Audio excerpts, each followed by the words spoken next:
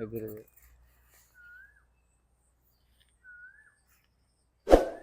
నమస్తే అండి. మీరు చూస్తున్నారు కిసాన్ అగ్రి ఛానల్. నా పేరు శ్రీనివాస్ అండి. ఇప్పుడు ఈ మామిడి చెట్లకైతే మనం ఈ కాయలకి కవర్ కట్టడం జరిగిందండి. ఇవి చిన్న సైజు అండి, అంటే ఉసిరికాయ సైజులో అయితే ఇవి కట్టామండి. చూడండి, కవర్ కట్టుకుంటే అంత నీట్గా రావడం జరుగుతుంది. దీనికి స్ప్రేయింగ్స్ కూడా మనం పెద్దగా చేయలేదండి.